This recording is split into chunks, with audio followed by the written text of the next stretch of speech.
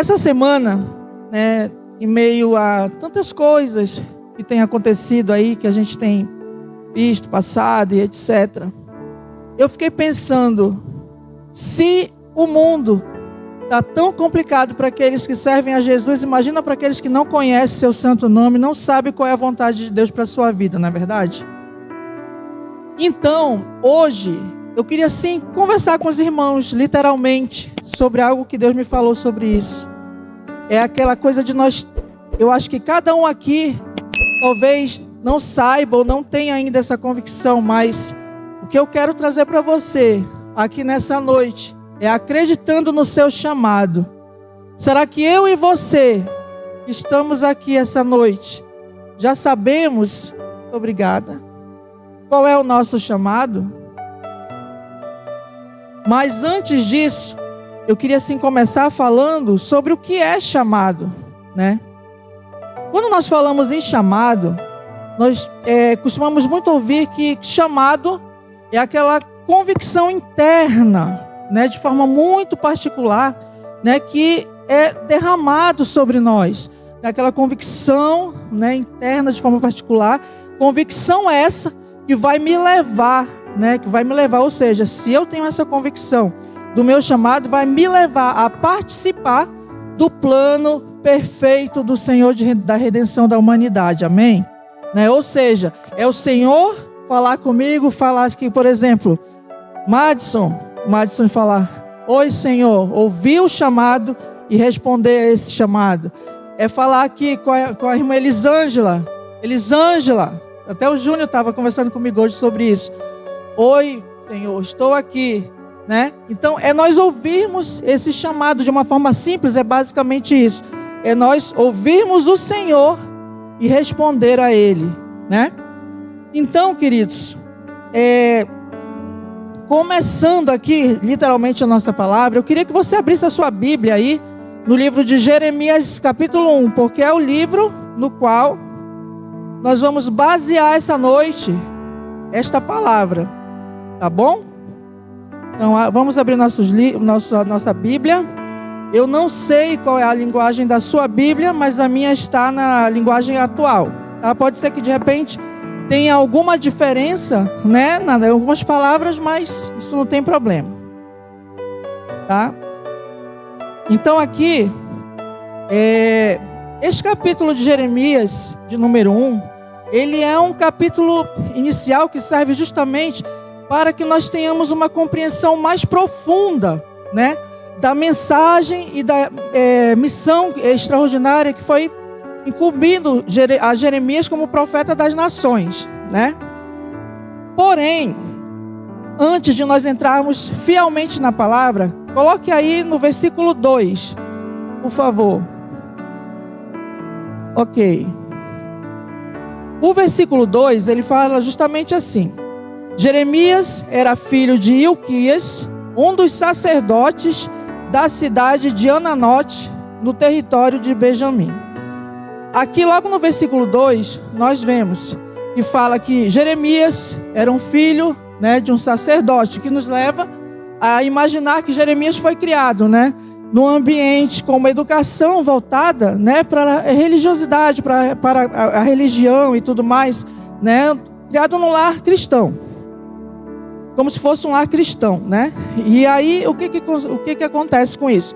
Que nos leva a crer, né, que justamente por ele ter sido criado num lar cristão, num lar, né, voltado para o conhecimento, né, de acordo com seu pai que era sacerdote, o que acontece? Nos leva a crer que isso influenciou e muito, né, a ele para a escolha e também desenvolvimento ministerial dele, né? É muito mais fácil quando você, por exemplo, já nasce num lar cristão e você vai e caminha nesse lar cristão, caminhando, já conhecendo, ouvindo falar de Jesus, até que você tenha o seu próprio encontro genuíno com o Pai. É mais fácil, né? Então aqui você percebe que já está ali, ó. E ele era, né, filho de Ilquias, que era o sacerdote. Mas também você percebe que ele fala ali também, né, que ele na cidade de Ananote. Essa cidade de Ananote, que ficava no território da tribo de Benjamim, aqui, talvez você olhe e pense que é apenas uma simples menção do território onde Jeremias morava. Mas não era só isso, queridos. Aqui não era apenas um detalhe geográfico, mas é para que nós saibamos e para contextualizar que Jeremias ele estava dentro, né, da história de Israel. Especialmente considerando ali a proximidade de Ananote, né, com Jerusalém. O que nos ajuda a compreender a relevância do seu ministério para a época, né, e também o cenário político, social e religioso daquela época, né? Aí o que nós podemos ver também é que justamente quando começa no versículo 2 de Jeremias, você percebe que ali já é falado que ali Deus já tinha falado com Jeremias, né? Pode colocar aí, Zaca, o versículo 2. O versículo 2 ele diz assim: lá nós vemos que o Senhor já falou com Jeremias no reinado de Josias em Judá, e vemos também que no versos 3 o Senhor também ele fala com Jeremias, e ainda lá aparece que ele falou por muitas vezes, até o tempo, né, que o povo da cidade de Jerusalém foi levado como prisioneiro para fora de sua cidade. Por quê, queridos? Aqui esse era um período turbulento, né, cheio de desafios pelo qual passava o reino de Judá, porque era uma época, como eu já falei, marcada por reformas religiosas, crises políticas, ameaças externas e particularmente por parte da Babilônia. Mas é agora que nós vamos verdadeiramente começar a palavra. É no versos 4. Que fala assim, ó. Fala que especificamente, de forma clara, Deus convoca Jeremias para ser um profeta das nações.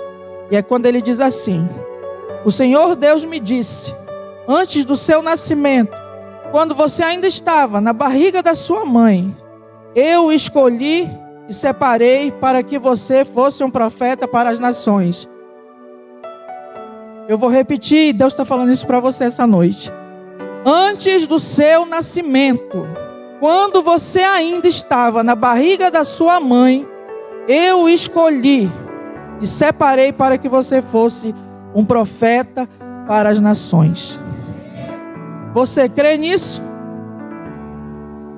Aqui, queridos, nós podemos observar que Jeremias aqui ele foi apresentado como um jovem, né, cujo chamado para o ministério se deu, né, pelo próprio Deus. O próprio Deus falou para ele, né? E quando Deus chega e revela, né, a Jeremias, chama Jeremias para o ministério, né, o que acontece? Ele ainda afirma que conhecia Jeremias antes mesmo, né, de ele ser formado no ventre de sua mãe.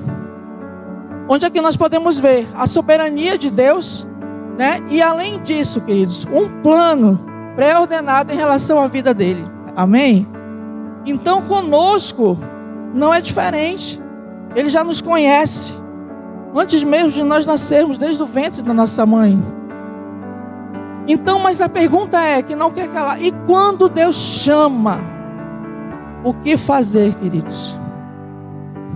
Quando Deus fala, quando ouvimos a voz de Deus, o que fazer? Talvez você imagine que quando Deus chamou Jeremias de imediato, já foi e disse: opa, Senhor, veja-me aqui, né? E estou com o Senhor, vou com o Senhor e tudo. Mas presta atenção para cá. Uma coisa que eu vou dizer para você.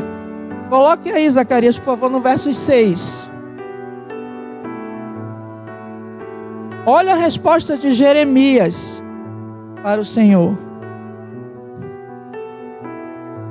Ó Senhor meu Deus, eu não sei como falar, pois sou muito jovem. Ó Senhor meu Deus, eu não sei como falar, sou muito jovem. Queridos, quantos de nós, que aqui mesmo estamos, aqui nessa noite, já nos sentimos como Jeremias? Eu tenho certeza que se eu fosse perguntar aqui, muitas pessoas iriam levantar a mão porque já se sentiram assim, como ele, né? Incapazes de anunciar a palavra do Senhor, incapazes de viver, se sentindo incapazes de viver o reino de Deus, né? E também, muitas vezes, nos achando tão pequenos diante de outras pessoas que nós, muitas vezes, julgamos serem melhores do que nós, mas isso na nossa visão. Porque na visão do nosso Senhor, do grande eu sou, Ele não faz acepção de pessoas. Para ele, todos nós somos iguais. Ele jamais vai olhar para mim diferente de como ele olha aqui para o irmão que está aqui na frente. Então, isso são coisas que muitas vezes nós colocamos no nosso coração e que não é a mesma coisa que está no coração de Deus. Então, o que acontece? Quantos de nós, queridos, muitas vezes não nos achamos capazes de anunciar o evangelho do Senhor Jesus para outras pessoas? Porque Deus, Ele não quer pessoas que estejam numa redoma de vidro para levar a sua palavra. Não querem pessoas religiosas que simplesmente pregam a palavra, mas não vivem a palavra. Ele quer pessoas que possam, justamente levar o seu nome conhecido, independente de onde quer que seja. Então, queridos, eu vou falar para você, mesmo que nós não nos achemos capazes de levar o reino do Senhor conhecido, a palavra de Deus conhecida, deixa eu te falar algo aqui. Ele acredita em nós. Ele acredita naquilo que nós somos capazes de fazer. E eu ainda te digo mais, nas suas limitações, nas minhas limitações, Ele nos capacita. Quantas vezes nós cremos, por exemplo, aqui, um exemplo simples, que o meu chamado, Deus já falou no meu coração, eu quero cantar no ministério de louvor, por exemplo. Não, eu quero usar aqui o dom que Deus me deu no louvor e fazer missões e fazer o nome dele conhecido através da música, trazer pessoas para perto, trazer vidas aí de fora para trazer. Mas eu não vou cantar, porque eu não sei cantar. Aí sabe o que Deus te fala essa noite? Meu filho, você pode não saber cantar, mas eu posso te capacitar se você perseverar. Naquilo que você persevera, Deus te honra. E são vários exemplos em 19 anos de ministério que eu já vi. E todas as igrejas que nós já passamos aqui da Igreja da Paz. Todas aquelas pessoas que perseveraram até o fim, hoje são pessoas de grande sucesso. Do reino de Deus. E quando eu falo sucesso, não é porque elas se tornaram grandes, mas sim porque elas já ganharam muitas almas para Jesus. Amém? Mas aí o que mais me chamou a atenção foi a resposta de Deus para Jeremias no momento em que ele se colocou diante de Deus como sendo alguém capaz. E foi justamente, queridos, aqui o que está no verso 7. O verso 7 traz para nós a resposta do Senhor a Jeremias. E sabe o que ele diz a Jeremias? Você sabe o que ele diz para Jeremias, que eu até me emocionei quando eu li esse versículo aqui. A minha filha viu que eu estava digitando essa palavra.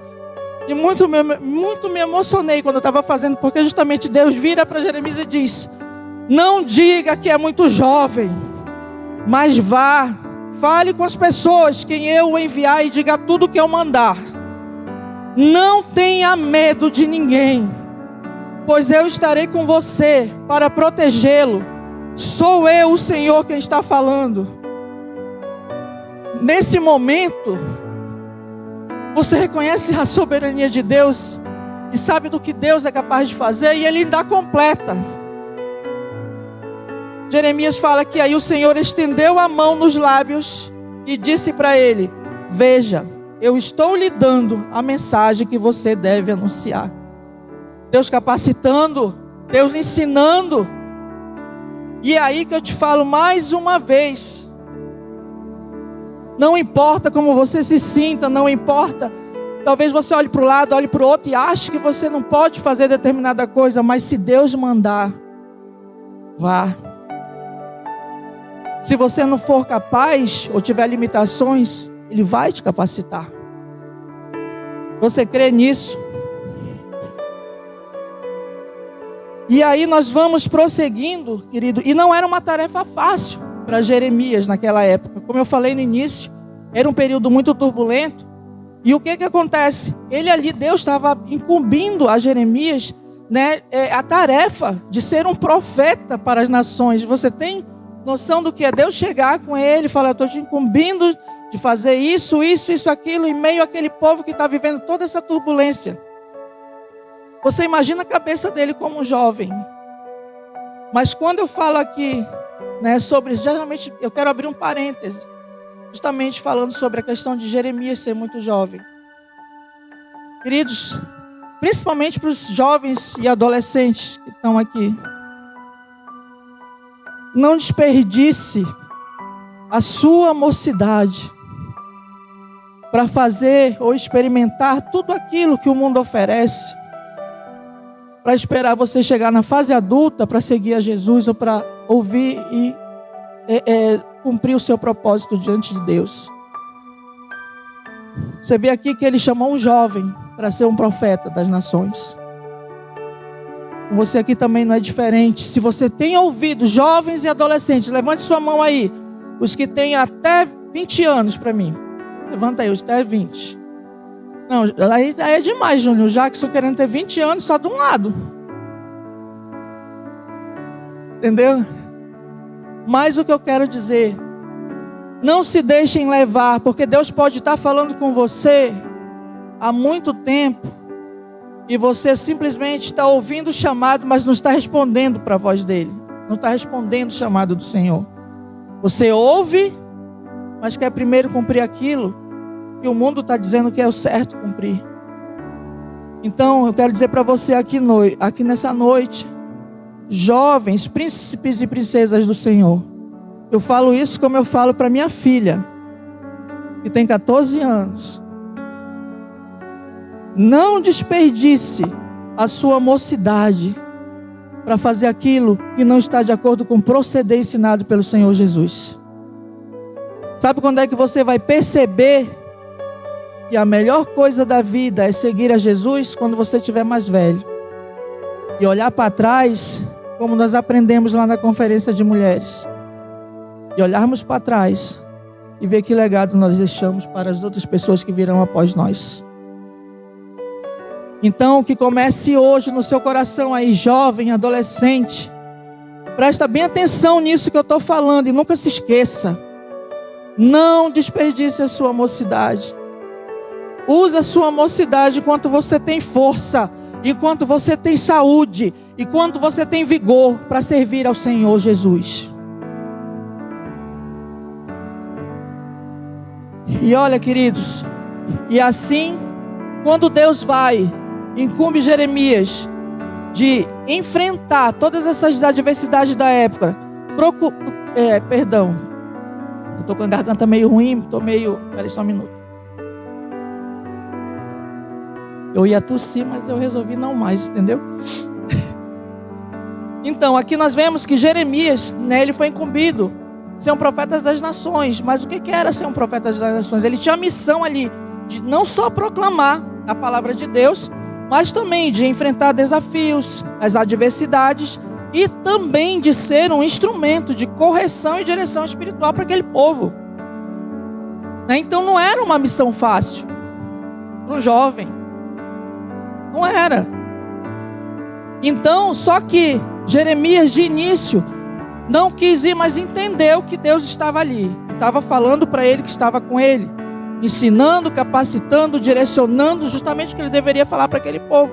E Jeremias diz sim ao chamado do Senhor. E quando Jeremias diz sim, obedece esse chamado, o que acontece? O Senhor no versículo 10, coloca aí, Zacarias, por favor, no versículo 10, olha aí. Vamos ler isso aí juntos? Hoje estou lhe dando poder sobre as nações e reinos, poder para arrancar e derrubar, para destruir e arrasar, para construir e plantar. Amém? Ele está simplesmente dizendo para mim e para você, que quando Deus chama, a gente ouve, responde, diz sim, Ele vai te dar total poder para você fazer aquilo que Ele te prometeu que Ele faria, em qualquer momento da sua vida. Então, queridos, quer ter sucesso e cumprir o seu chamado, ouvir a voz de Deus, cumprir o seu chamado, não importa a idade, siga aquilo que Deus falou no seu coração. Quer também cumprir o seu chamado com sucesso?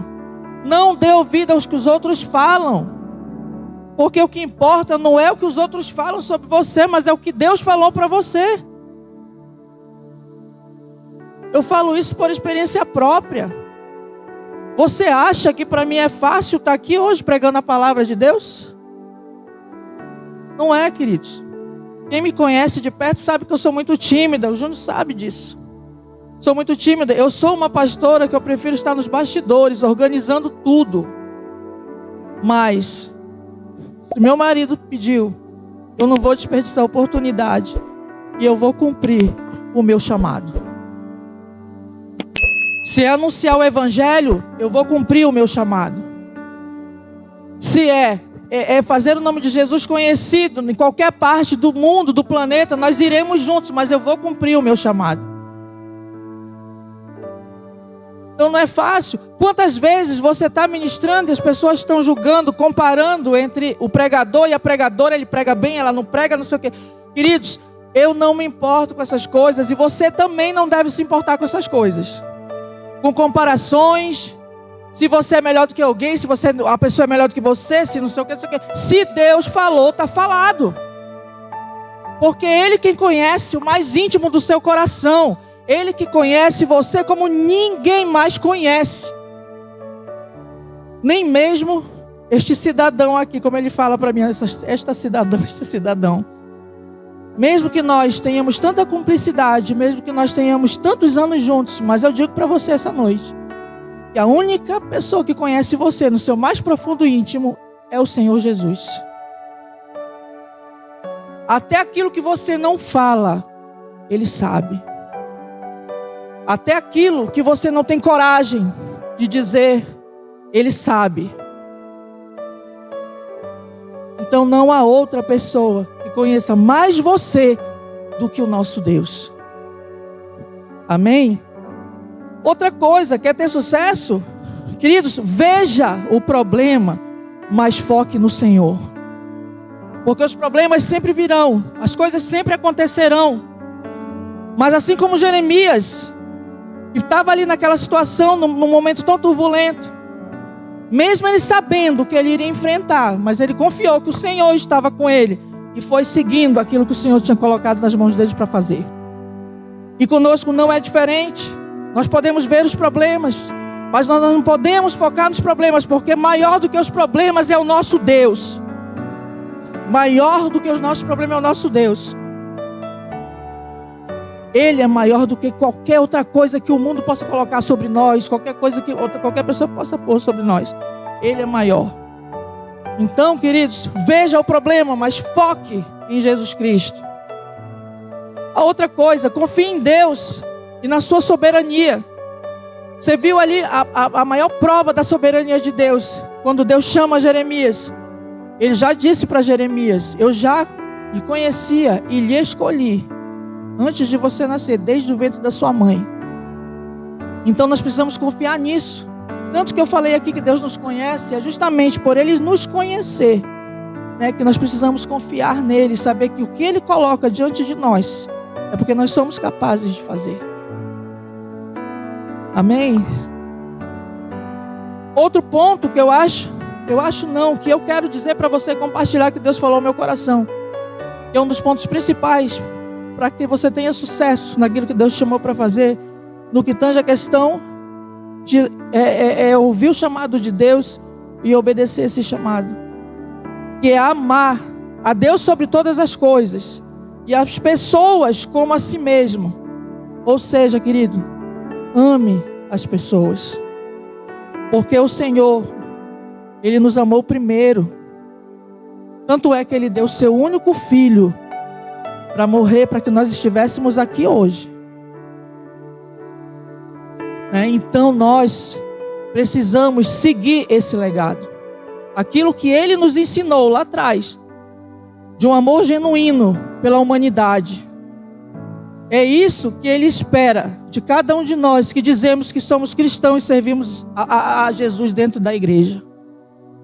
É muito fácil eu dizer que eu amo as pessoas, mas quando a pessoa está passando por um momento difícil, eu ser incapaz de estar com ela naquele momento. No dia 30 de junho desse ano, eu sofri um acidente de carro. E não era nem para eu estar aqui com os irmãos. Hoje eu talvez fosse, porque se não fosse, Deus teria levado, né? Então, É porque eu acho que ele disse, não é sua hora, fique aqui e tudo. Mas eu vou dizer para você. Naquele momento ali, eu pude entender a diferença de um amor genuíno por outra pessoa, de simplesmente um amor de só ouvir falar que ama, mas não tem atitudes que condizem com esse amor. Então o Senhor, Ele espera que nós, como filhos, como seus filhos, como pessoas que estão levando seu legado adiante, que nós possamos olhar para os outros como Ele olharia. Até uma vez eu vi algo lá no Aleixo, uma pessoa conversando comigo, ela disse assim: quando meu marido me maltrata, eu olho para ele e eu digo o seguinte: fulano,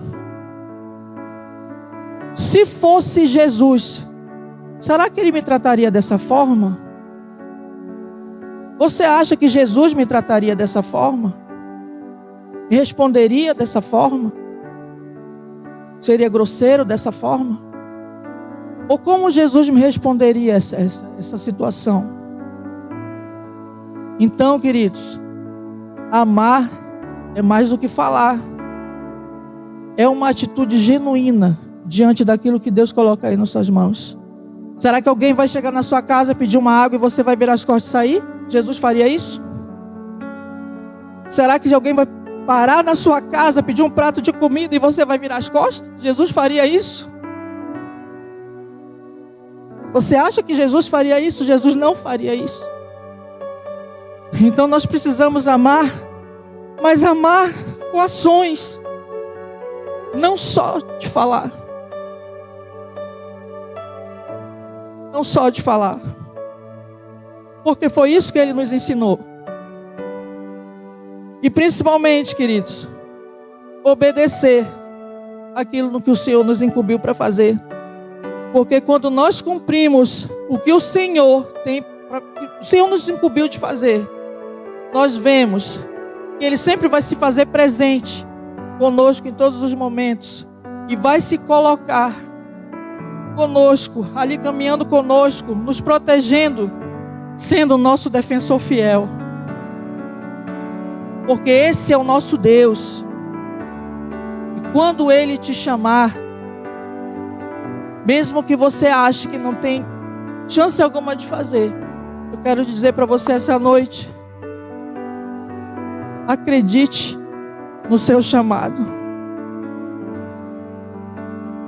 Independente daquilo que você esteja vendo diante de você, que você esteja passando, que você não acredita, mas acredite no seu chamado.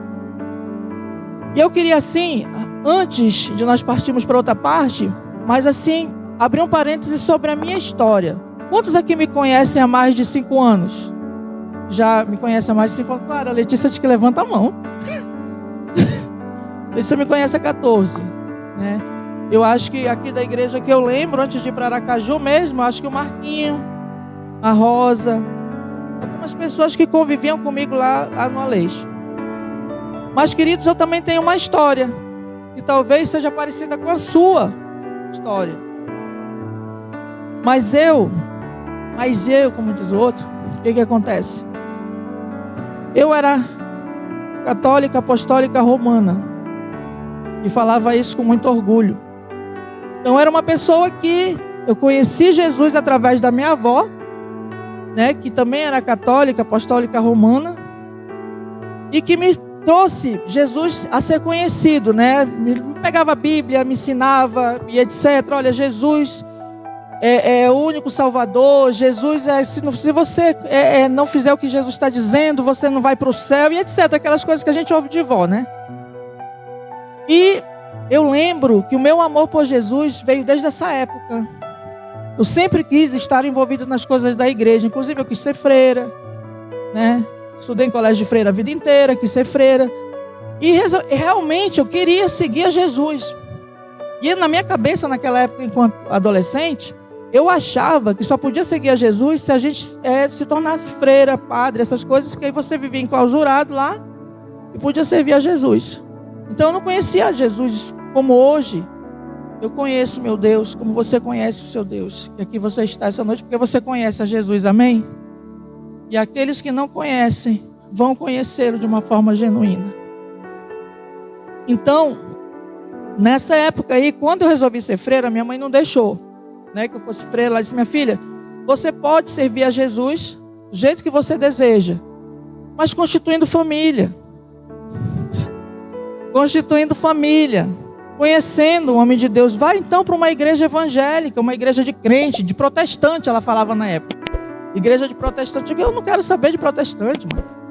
Não quero saber de protestante. Eu não gosto desse tipo de gente que fica falando com a Bíblia embaixo do braço e depois fica aí fazendo coisa errada, porque a minha cabeça era essa, para você ver como é que é a ignorância, né? E aí o que acontece? Até um dia eu saí para trabalhar. Quando eu voltei, tinha uma senhora da Assembleia de Deus sentada no sofá no meio da minha sala. Quando eu entrei no portão, eu fiquei olhando para aquela senhora. Eu não sabia quem era aquela senhora. E ela simplesmente olhou para mim quando eu passei. Ela disse: foi com você que eu vim falar. Eu olhei para ela, eu disse: comigo? Ela disse: com você mesmo, moça. Estou lhe esperando. Tem 1h30, mas eu só saio daqui quando eu te falar o que Deus mandou eu falar para você. Eu disse: tá bom então. Se ele mandou, então eu vou me sentar aqui e vou ouvir. Mas sabe aquela arrogância de muitas vezes, quando nós somos adolescentes, achamos que é algo que não tem nada a ver. Eu olhei para aquilo, me sentei. Só que quando ela sentou assim na minha frente, ela disse assim: olhe para mim. Eu olhei para ela, ela disse assim: olha, eu vim aqui, eu não sei nem qual é o seu nome, mas a única coisa que ele disse: entre aqui, tem uma moça ali dentro, você vai falar com ela e vai dar o recado que eu estou mandando você falar. E ela disse que simplesmente cumpriu, bateu palma, chamou minha mãe: eu quero falar com a sua filha, eu acho, sua irmã, não sei. Não, mas não tem, ela está trabalhando, mas eu vou entrar. E entrou. E me esperou lá. E eu fiquei lá com ela. Ela disse: sente, agora olhe para mim. Eu disse: pode falar. E ela disse assim para mim: moça, Deus mandou eu dizer para você que Ele vai lhe usar e muito no reino dele. E eu ainda te digo mais. Ele disse para eu falar para você que Ele vai te pôr por cabeça e não cauda. Eu disse: isso significa, senhora? Ela disse: com o tempo você vai descobrir. Ela disse: eu só vim lhe falar isso. Ela ia saindo, ela virou para mim e disse assim: por cabeça e não cauda. E saiu. Aí eu, pela idade que eu tinha, não dei muita atenção, mas aí aquilo ficou no meu coração. Eu ficava com aquilo na minha cabeça todo o tempo. Com aquilo na minha cabeça.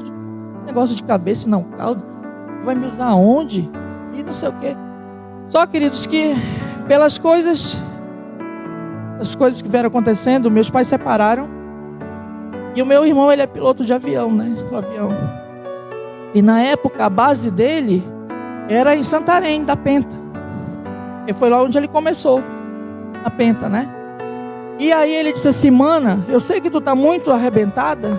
Vamos passar um tempo comigo lá, né, na época em Santarém, na base da Penta, junto com a esposa, minhas sobrinhas. E a minha mãe disse: vai, minha filha, vai com teu irmão. E eu fui. Aí é quando chego lá na terrinha, eu descubro que eu tenho uns primos que moram em Belterra. E esses primos eram da Igreja da Paz de Belterra. E eles falam assim: prima, vamos comigo na igreja conhecer. Eu digo: igreja evangélica? Não vou nada. Aí ele: não, vamos lá. Fui lá na igreja. Aí eu lembro, foi a primeira vez que eu escutei um apelo na vida. E foi quando o pastor falou, né? Deus aqui está falando que tem alguém aqui que ele está esperando para ter esse momento, esse encontro com essa pessoa e tal. Eu confesso para os irmãos que fiquei com aquela sensação de vontade de ir lá na frente, mas não fui, não obedeci. E aí, antes de voltar para aqui, para Manaus, que eu ia começar a faculdade de Direito na época, meu pai mandou me chamar de volta e disse: olha, você vai começar a faculdade, pode voltar. Eu: sim, senhor. Voltei para Manaus. Mas eu já vim de lá com o telefone do pastor Roberto, gente. Já para saber onde era a igreja e tudo mais. E fui conhecer a Igreja da Paz. No dia que eu entrei na Igreja da Paz, ali no Aleixo, a primeira vez que eu entrei, eu olhei lá para cima, eu senti no meu coração que era lá que eu deveria ficar. E no dia 23 de novembro de 2003, eu me converti na Igreja da Paz. Me converti na Igreja da Paz, conheci este cidadão, né?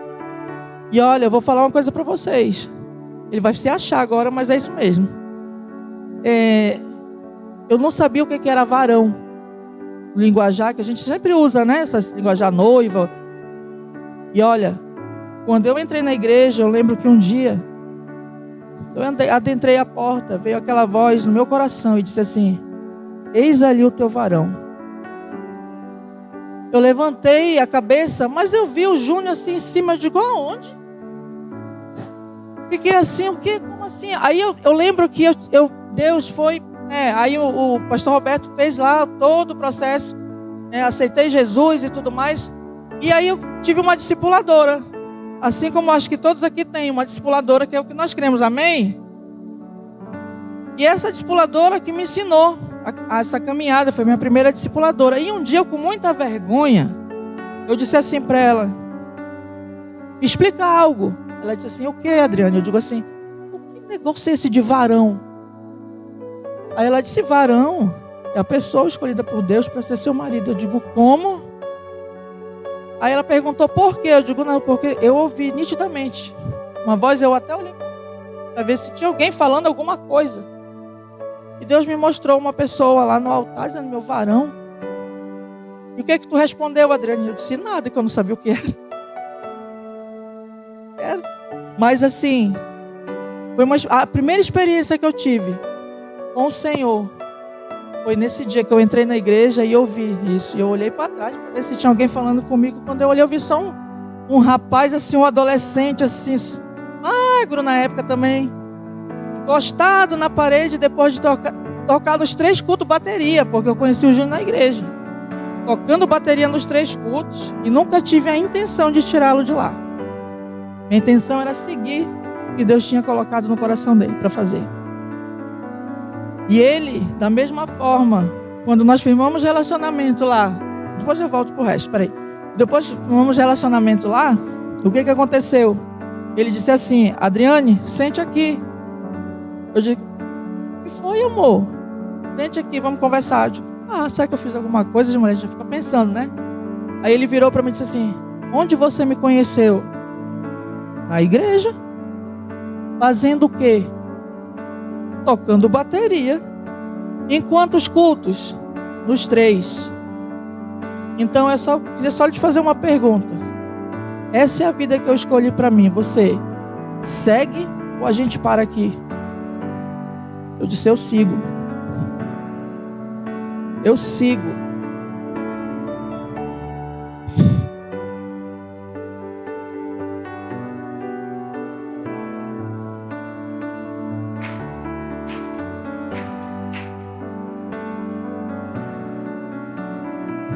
Mas mal ele sabe que eu disse: eu sigo. Por causa daquela voz que eu ouvi quando eu entrei. Eis ali o teu varão. E depois eu tive o entendimento que era Deus falando, que era quem ele tinha escolhido para estar comigo, para ser o meu marido. E aí, queridos, mas antes disso, eu me converti em 23 de novembro de 2023. Quando foi? Em 27 de novembro de 2004 nós casamos. E em janeiro de 2005 eu assumi o Ministério de Dança da Igreja da Paz. Simplesmente porque o pastor Roberto olhou para mim, pastor Ivan olhou para mim, pastora Tânia olharam para mim e viram um coração de servo, um coração que realmente queria servir ao Senhor, ajudar no reino e tudo mais. E eu digo para você, se eu estou aqui hoje como pastora, é porque eu comecei servindo lá o Ministério de Dança.